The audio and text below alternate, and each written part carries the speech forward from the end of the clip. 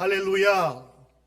주님의 이름으로 인사드립니다. 한 주간 동안 주의 은혜 가운데 잘 지내셨는지요? 오늘은 우리가 어버이 주일로 함께 드립니다. 미국에서는 Mother's Day, 어머니 날로 지키지만 우리 어머니와 아버지의 그 은혜를 기억하면서 우리 한국에서 지키는 것처럼 어버이 주일로 함께 드립니다. 오늘 여러분과 함께 너의 어머니라 라는 제목으로 하나님의 말씀 함께 나누겠습니다. 두 친구가 서로 이야기를 합니다. 너 이번에 출장 갔다며? 미국 출장 갔어. 근데 미국에 갔는데 자꾸 우리 어머니 생각이 나서 많이 슬펐어. 어디 여행 갔는데? 마이애미. 미국의 마이애미에 여행 가서 이렇게 우스갯소리로 했다는 얘기를 제가 들으면서 저도 아주 실소를 금치 못했습니다. 여러분, 오늘은 수고하신 어머니 그리고 아버지의 수고를 기억하며 감사하며 예배 드리는 날입니다. 한국 땅에 예수님의 복음이 증거될 때에 많은 박해와 핍박이 있었습니다. 그 핍박의 이유 중에 하나가 기독교는 불효하는 종교라고 하는 것이었습니다. 유교 중심의 조선시대, 나라에는 충성하고 가정에서는 효도하라. 이건 통치윤리와 가정윤리의 근간이었습니다. 집안의 조상을 잘 모셔야만 복을 받는다는 생각으로 조상의 제사를 지극히 중요하게 여겼던 조선시대의 사람들. 그러나 제사는 우상숭배라며 제사를 반대했던 초기에 예수 믿는 사람들은 조상을 섬기지 않는다는 이유로 여러 제재와 욕과 그리고 핍박을 당해야 했습니다. 육신의 아버지 대신 하늘의 아버지를 섬긴다고? 이런 불효막심한 족속들이 어디 있는가? 대대로 내려오는 조상을 섬기지 않는다고? 이런 근간도 모르는 것들. 정말 여러분, 예수 믿는 사람들이 부모를 공경하지 않으며 우습게 여깁니까?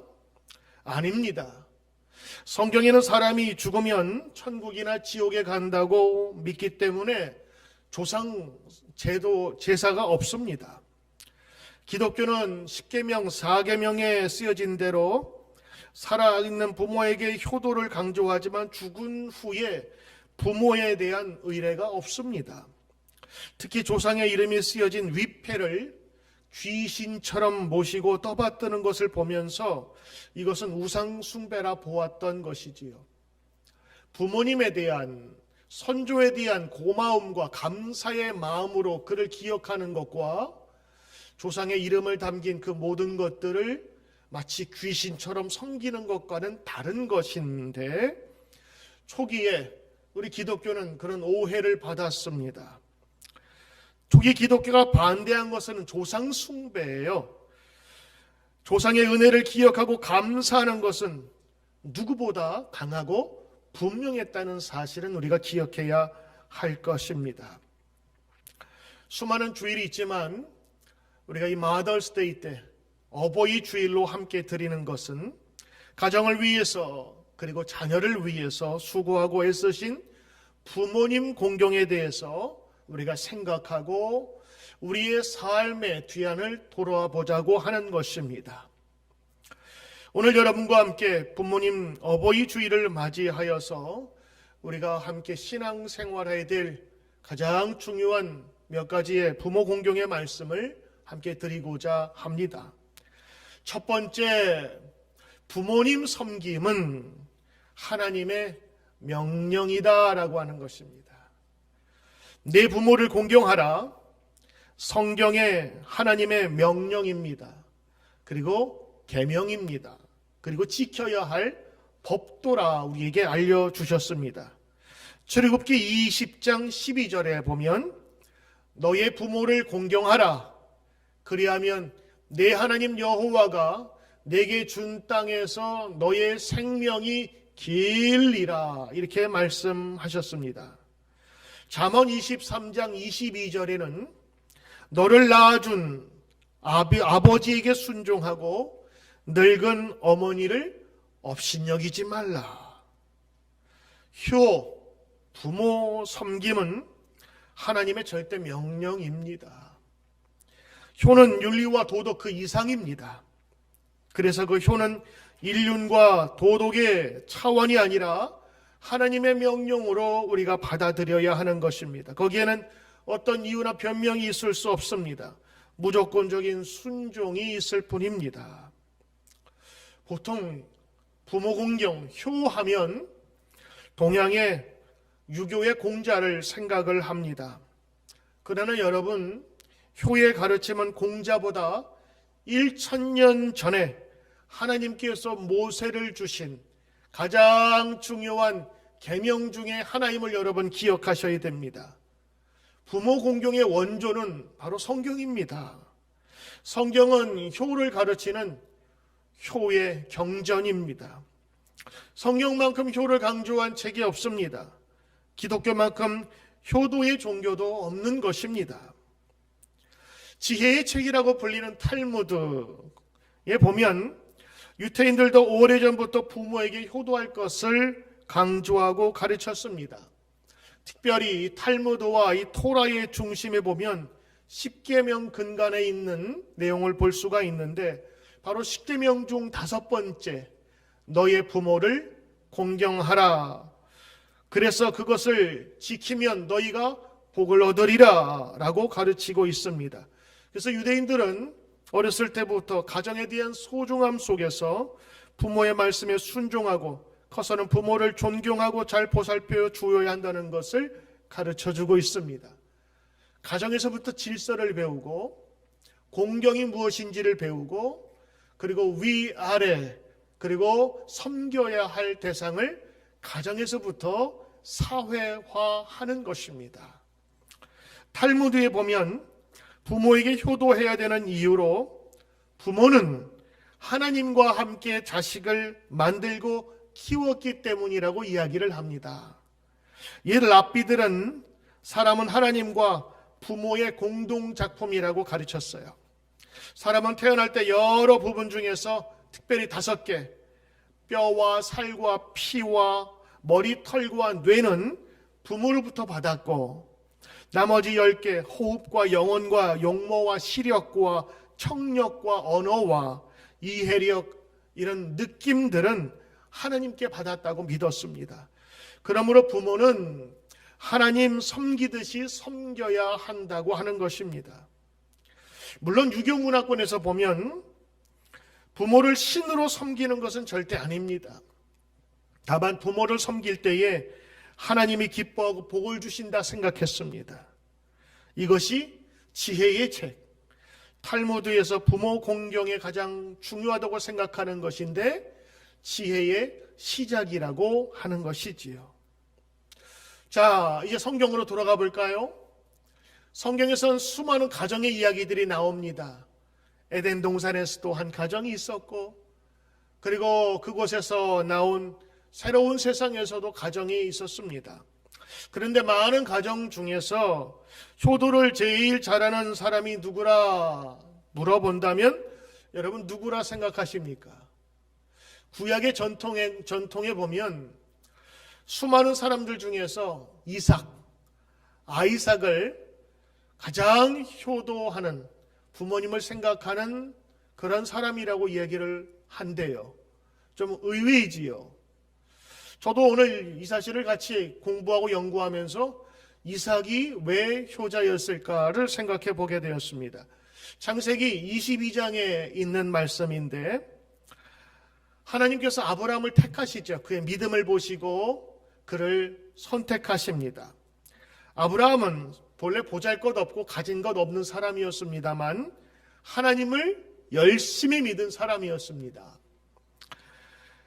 그에게 장차 복이 근원이 되고 넓은 땅을 차지하고 자손이 하늘의 별처럼 많을 것이라고 그렇게 약속해 주셨습니다. 하나님의 약속은 아브라함이 100살 되던 해에 이루어졌지요. 이삭을 낳음으로 그의 아들이 바로 대를 잇는 첫 번째의 축복이 된 것입니다. 그런데 이삭이 장성했을 때 하루는 하나님께서 아브라함을 믿음을 시험하고자 이삭을 하나님께 바치라고 이야기를 합니다.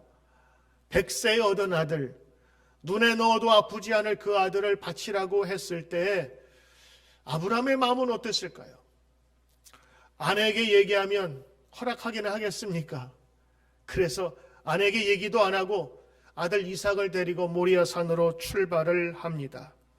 새벽 일찍이 이삭과 함께 종과 함께 출발을 합니다.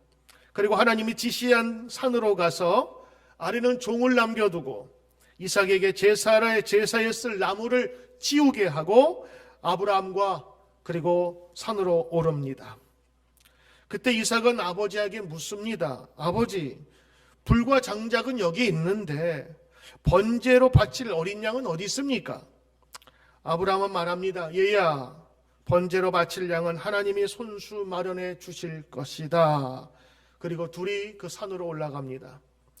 하나님이 말씀한 곳에 도착하자 아브라함은 거기에 제단을 쌓고 제단 위에 나무를 벌려 놓았습니다. 그리고 이삭을 묶습니다. 그리고 나무 위에 올려놓고 칼을 들어서 잡으려고 하는 순간 하나님께서 급하셨는지 급하게 천사를 내보내서 이삭에게 손대지 마라. 혹시라도 이삭을 그가 해야 할까 봐 급하게 말씀하셨습니다. 너가 너의 아들, 너의 외아들까지도 나를 위해서 아끼지 아니하였은즉 바로 아브라함, 네가 나를 두려워하는 줄 내가 이제 알았다. 그러면서 그 숲 덤풀 속에 숨겨진 양을 그가 다시 한번 보게 함으로 말미암아서 그 양을 번제로 제사를 드리게 됩니다. 이 사건으로 아브라함은 믿음의 조상이 되는 가장 중요한 큰 사건을 경험하게 되는 것입니다. 그런데 여러분, 오늘 이 이야기 속에서 보면 아브라함의 믿음도 훌륭하지만 여러분 120살 넘은 그 아버지가 자기를 묶을 때는 낌새를 느끼지 않았겠어요? 이거 뭔가 좀 이상하다. 그리고 제단 위에 그를 눕혔습니다. 칼을 들었습니다. 그럼 반항할 만도 한데 그 자리에서 순순히 순응했다라고 하는 이삭을 바라보면서 또 다른 시각을 갖게 해주는 거예요. 120살 된 노인, 청년 이삭이 얼마든지 거부할 수 있었잖아요. 아니 우리가 흔하게 얘기하는 말로 아니 이 노인네가 망령이 들었나? 아니 뭐 하시는 거예요? 성질 내면서 어째 내가 좀 이상하다 했어. 내가 오질 말아야 되는 건데.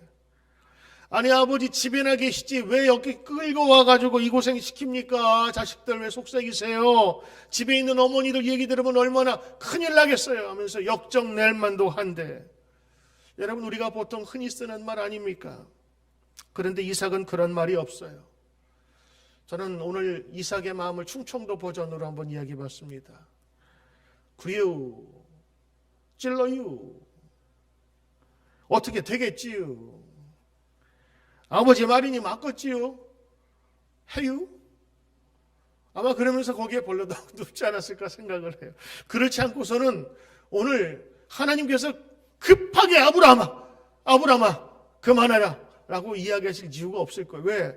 아버지 찌르려고 하는데 젊은 놈이 잡으면은 그 뭐 어떻게 당해낼 도리가 있겠어요?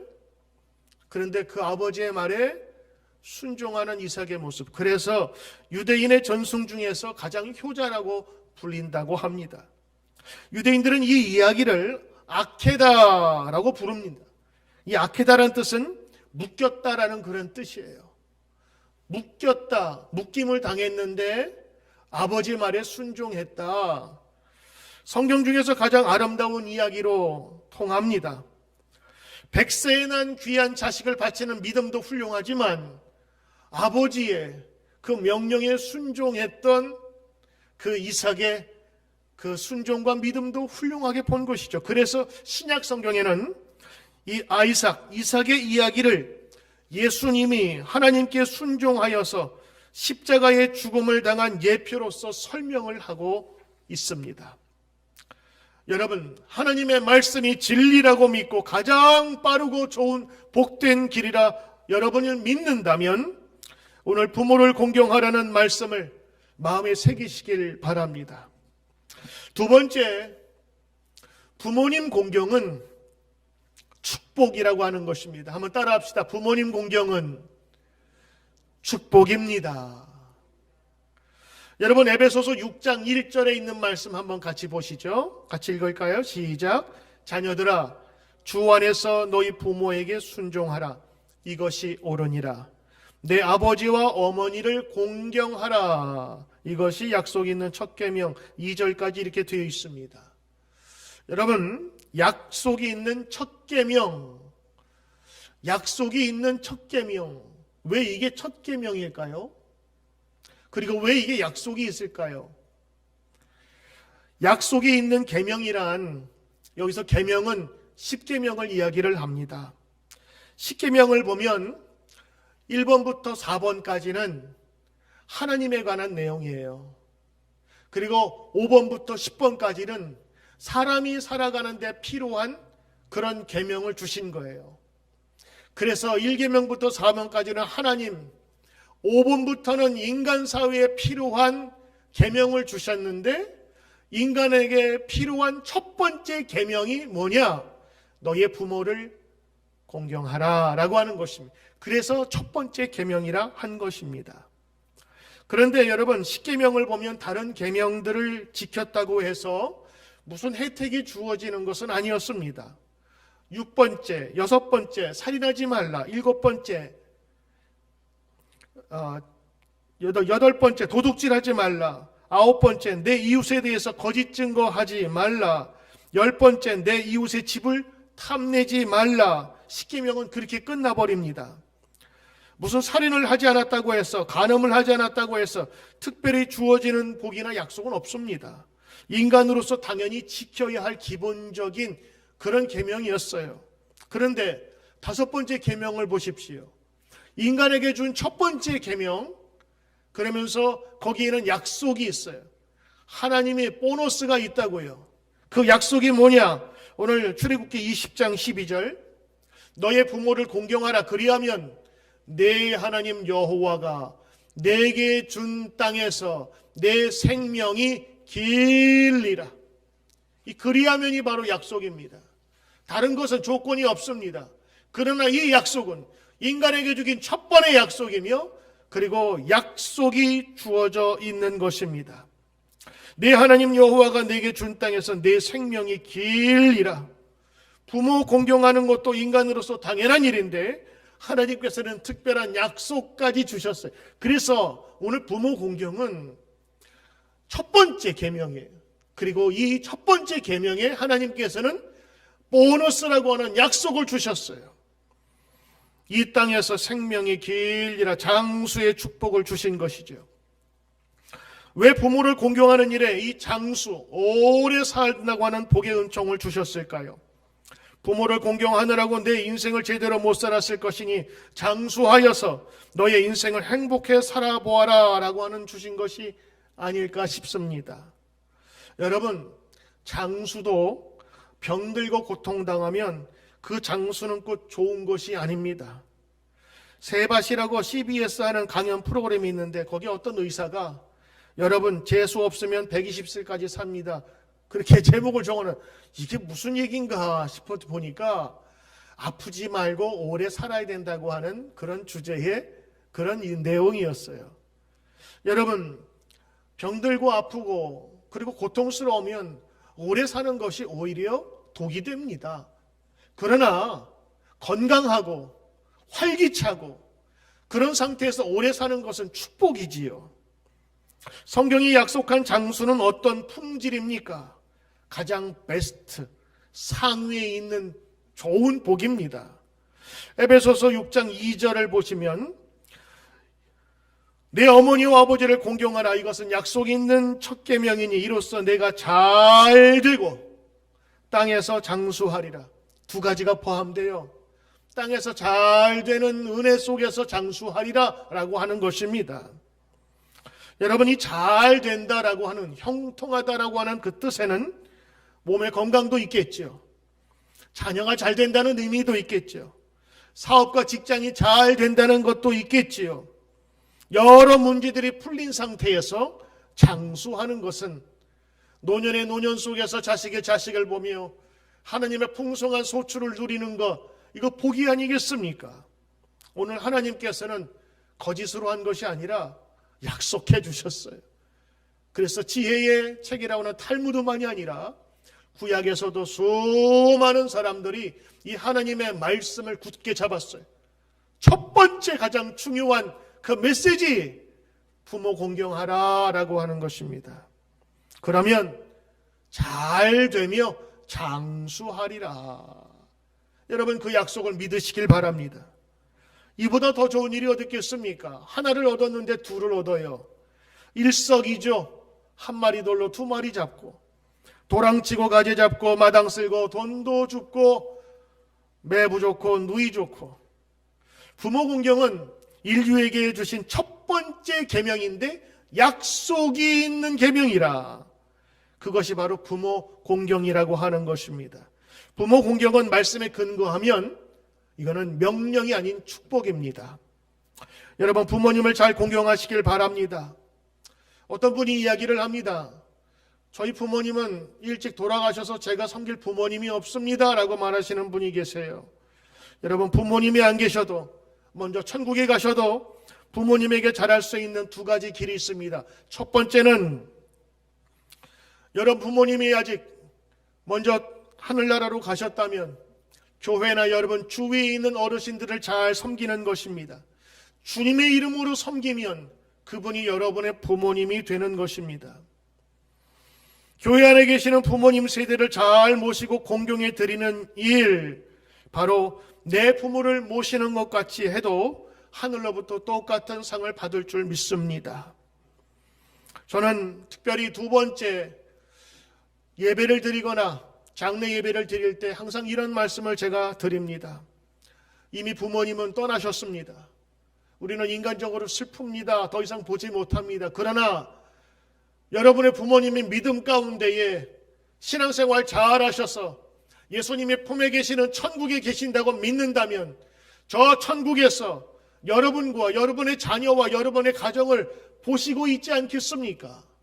그러므로 살아계실 때 효도를 해야 합니다만 먼저 가신 부모님이 하늘에 계시다면 여러분이 믿음 생활 잘 하면서 빛과 소금의 역할을 감당하고 예배드리고 봉사생활하면서 하나님의 이름으로 선한 일을 많이 한다면 곧 천국에서 볼 그 부모님과 함께 기뻐하지 않겠습니까? 라고 하는 것입니다. 아마도 부모님 말씀하시기를 내가 저 하늘나라에서 보고 있는데 너의 신앙생활 잘하는 모습 보니까 내가 기쁘구나. 이런 말씀이 들리도록 우리가 이 세상에 살아가면서 이미 가신 분을 위한 뿐만 아니라 살아계신 많은 어르신들을 공경하고 사랑하는 것도 부모 공경의 한 방편이겠습니다. 먼저 가신 부모님을 여러분 아쉬우며 걱정하며 때로는 슬퍼하는 분이 우리 가운데 계실지 모르겠습니다만, 그러나 그분들 슬퍼할 뿐만 아니라 그분들의 마음을 기뻐하도록 여러분의 믿음 생활을 주 안에서 온전히 이루시길 주의 이름으로 축원합니다. 우리가 잘 아는 부모님 주일만 되면 부르는 노래가 있습니다. 바로 어머님의 마음이라고 하는 것입니다. 여러분, 이 노래가 어떻게 만들어졌는지 아십니까? 일제강점기에 이흥렬이라는 음악에 남다른 재능이 있는 청년이 있었습니다. 그는 이 재능을 살리기 위해 일본으로 유학을 떠났습니다. 그러나 작곡을 위해 피아노가 없으면 음악 공부를 할 수 없다는 것을 알았어요. 그래서 어머니에게 편지를 씁니다. 어머니, 내가 일본에 와서 보니까 피아노가 없으면 작곡을 못할 것 같아요. 이제 제가 더 이상 음악 공부를 할 수 없을 것 같습니다. 소자는 이제 음악 공부를 접고 한국으로 다시 가려고 합니다. 그때 그 어머니는 혼자 몸으로 유학 간 아들 뒷바라지를 하느라 자신도 혼자이지만 조금씩 늘어난 빚을 감당하기도 어려웠지만 그 어머니는 다음날 새벽부터 땅거미가 질 때까지 동네 근처 원거리에 있는 산이란 산은 모두 뒤져 끊임없이 솔방울을 모아서 그 솔방울을 팔아 그 당시에 거금 400원을 만들었는데, 그 당시에 쌀 한 가마가 13원이니까 쌀 몇 가마입니까? 한 30가마 되는 금액을 솔방울만 모아서 그 아들에게 보내게 됩니다. 그 아들은 생각을 바꿔서 그 돈으로 죄송스럽지만 피아노를 샀습니다. 그리고 나서 이영렬 씨가 제일 처음으로 작곡한 그 곡이 바로 어머님의 마음이라는 것입니다. 이 어머님의 마음을 작곡을 하면서 문학 박사인 양주동 님의 그 시를 그 곡에 다시 담았습니다. 여러분, 어머님의 마음 아시는 분은 함께 한번 부르시길 바랍니다.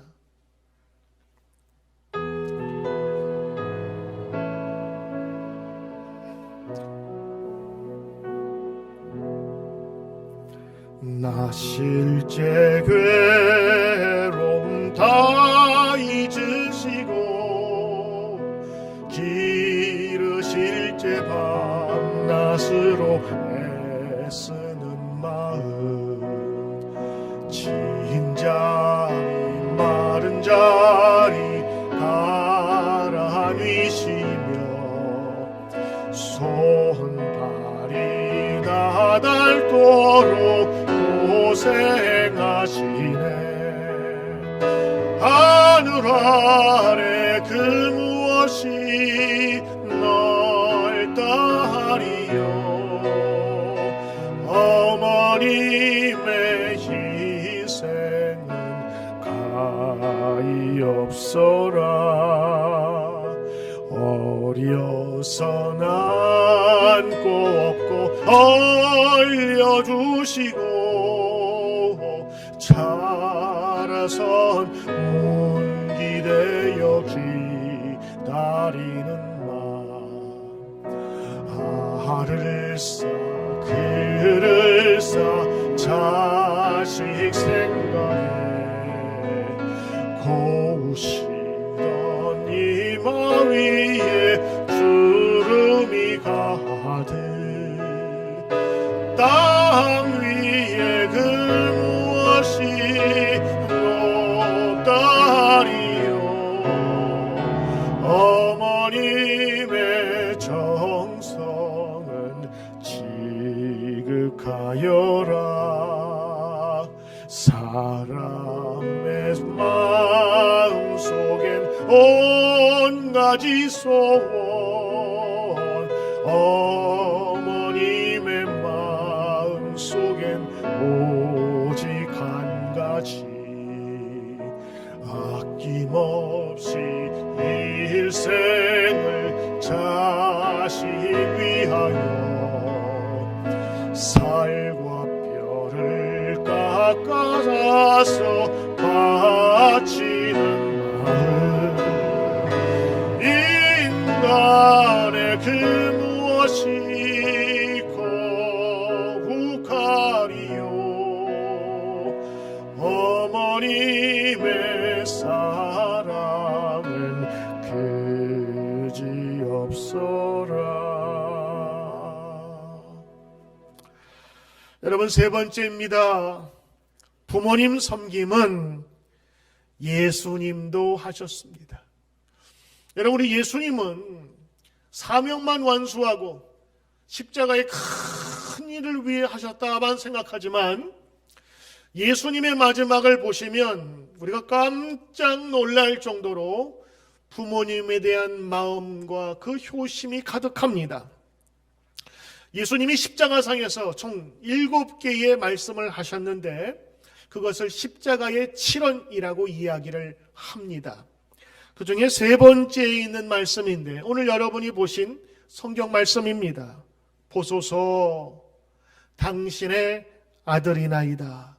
여기서 당신이란 말은 어머니에 대한 하대가 아니라 귀부인과 존경스러운 여인을 할 때 여자여라는 그런 표현을 썼는데, 우리 한글 번역을 여자로 해서 좀 오해가 있을 수 있는데 그 어머니를 보시면서 극존칭을 하는 겁니다. 어머니여, 당신의 아들입니다. 당신이 힘들고 주의 사명 가운데 나온 이 아들이 하나님의 사명으로 먼저 갑니다. 죄송합니다. 그러나 저는 어머니의 그 노력과 수고와 사랑을 잊지 않습니다. 라고 하는 표현인 것입니다. 마리아의 순종과 헌신과 믿음을 인정하는 것입니다. 공개 처형 받을 각오로 사명을 완수한 마리아 그 어머니에 대한 진정한 존경심이 담겨져 있는 말입니다. 그리고 사랑하는 자식을 먼저 보내는 그 어머니의 마음을 생각하며 그분을 진정으로 위로합니다. 부모님은 산에 묻지만 자식은 마음에 묻는다는 말이 있습니다.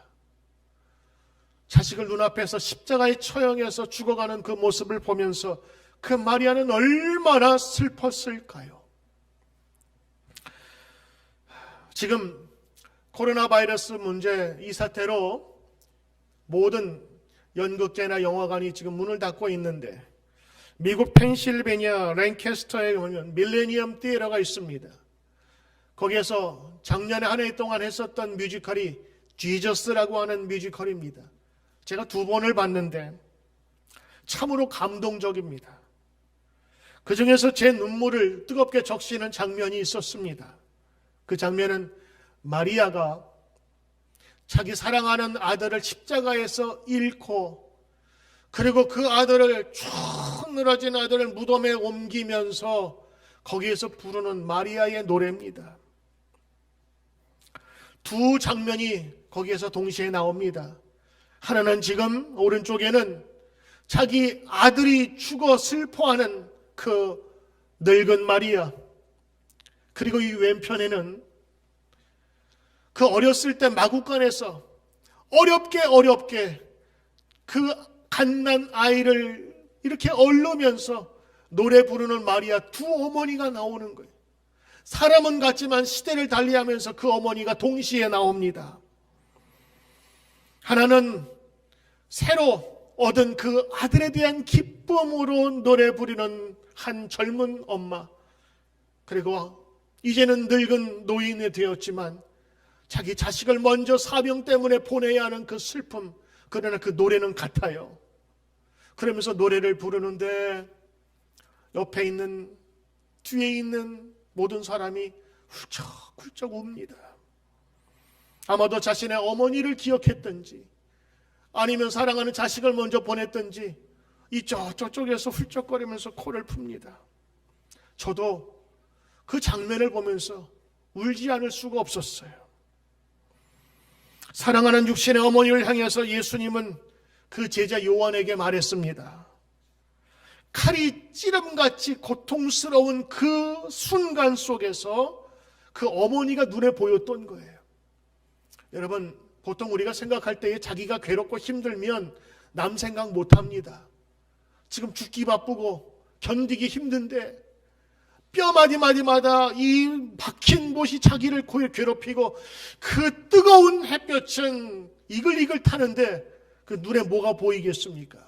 그런데 그 순간 속에서도 예수님은 자기 제자 요한에게 부탁해 말씀을 하십니다. 요한아, 내 어머니를 부탁한다. 저분은 너의 어머니다. 두 손 두 발 다 묶여 있고 손과 발이 못 밟히고 허리에 창에 찔린 상태에서도 그는 부모님에 대한 마지막 부탁을 잊지 않았습니다. 이것이 십자가에서 한 7원 중에 한 대목입니다. 전부는 아니지만 보통 가정에서 우리가 드라마에서 보는 것처럼 연로한 부모님에 대한 태도의 모습이 보치 좋지 않습니다. 병들었다고 구박하고 늙어서 느리다고 구박하고 돈 없다고 구박하고 냄새난다고 구박하고 이런 서러운 일이 어디 있겠습니까? 누구 때문에 주름살이 깊어졌고 누구 때문에 손마디가 굵어졌으며 허리가 굽었는가를 생각해 보아야 될 것입니다. 건강할 때 헌신했던 부모님을 병들었다고 구박하고 떠넘기고 그렇게 하면 여러분의 자식도 그렇게 할 것입니다. 마지막까지 그 어머니를, 자기는 사명 때문에 먼저 가지만 자기 사랑하는 제자 십자가 앞에서 있었던 그 요한에게 부탁합니다. 그 부탁의 정도가 밥 좀 챙겨 드리라 정도가 아니에요. 너의 어머니다. 너의 어머니처럼 내 어머니를 돌봐주렴. 여러분, 그런 마음으로 진실하게 그 남아있는 어머니를 위해서 부탁하고 그리고 하늘로 가신 것입니다. 여러분, 이런 모습 보면서 그런 생각을 할 수가 있겠죠. 아니, 성경에 보면 마태복음 13장 55절에 보면 이런 말씀이, 예수께서는 육신에 네 형제와 자매들 야고보와 요셉과 시몬과 유다가 있다. 그런데 왜 자기 형제에게 부탁하지 않고 요한에게 부탁했을까? 아마 이유가 있을 것입니다. 요한복음 7장 5절에 보면 이는 어느 형제들까지도 예수를 믿지 아니함이라라. 아직 그의 형제들은 아직도 불신앙 가운데 있었기 때문에 십자가의 그 근처에도 오지 못했어요. 그러나 이것을 누구에게 남기고 맡겨야 될 사람, 십자가 앞에 있었던 자기 사랑하는 제자 요한에게 특별히 부탁하신 것으로 보입니다.